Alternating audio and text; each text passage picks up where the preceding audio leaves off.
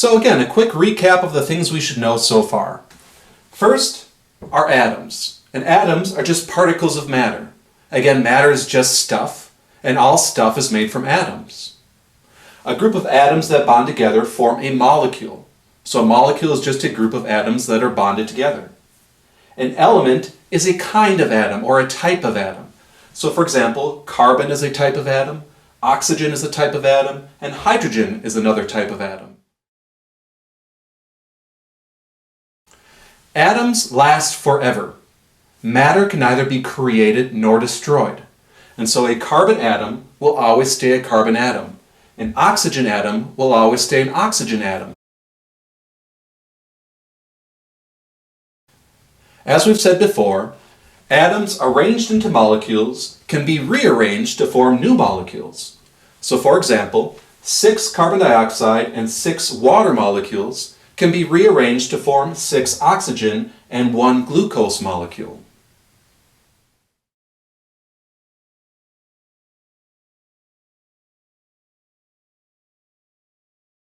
The chemical bonds in molecules can store energy. Sometimes these are what we call high energy bonds. And so anytime a carbon is bonded to a carbon, or if carbon is bonded to a hydrogen, we consider that a high energy bond. As you've noticed, glucose has 12 high energy bonds, whereas carbon dioxide and water have 0 high energy bonds.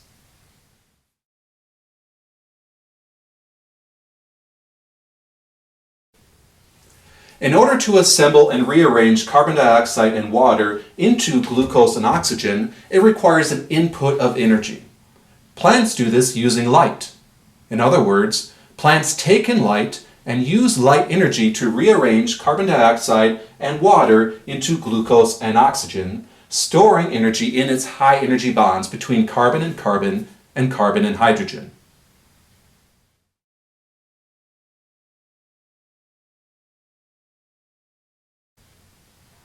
If you consume glucose as well as oxygen and rearrange the atoms in these molecules to form CO2 and H2O, that releases excess energy that our bodies can use.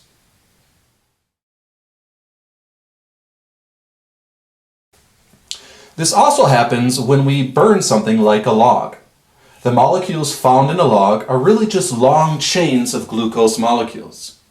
When a log is burned, oxygen and glucose are rearranged to form CO2 and water. Because we don't have any more high energy bonds, when we rearrange these atoms to form CO2 and H2O, we have excess energy. That's why when we burn a log, we see excess energy being given off as light and heat and motion. We can see the light of the flame, we can feel the heat coming off of the flames, and we can see the motion of the flames. Those forms of energy are the excess energy that are given off when these bonds are broken and reformed as CO2 and H2O.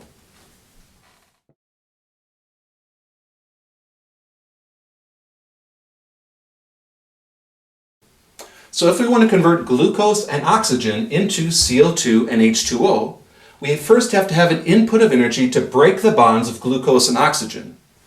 When the atoms in those molecules reform CO2 and H2O, they give off excess energy.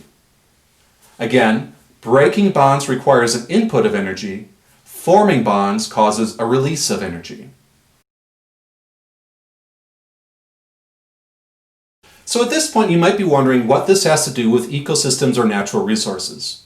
Well, in order for an ecosystem to function, it has to have adequate levels of energy that flows through the ecosystem, and there have to be balanced nutrient cycles.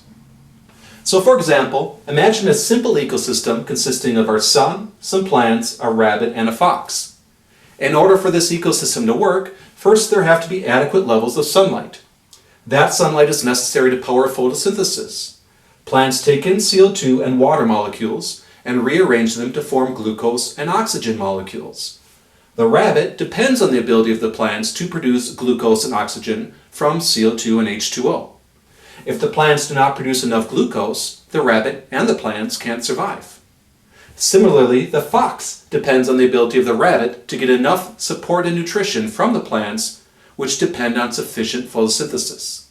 Everything in this ecosystem depends on the ability of plants to photosynthesize and convert CO2 and H2O into glucose and oxygen as a result of adequate sunlight. Paleontologists believe that much of the extinction of the dinosaurs was due to an asteroid. However, it's not quite that simple. The asteroid is believed to kick up large clouds of dust, which blocked out much of the sunlight reaching the Earth. Without adequate levels of sunlight, plants on the Earth at that time could not adequately photosynthesize. Without adequate photosynthesis, the animals alive at that time largely could not survive, and as a result we had a massive extinction 65 million years ago.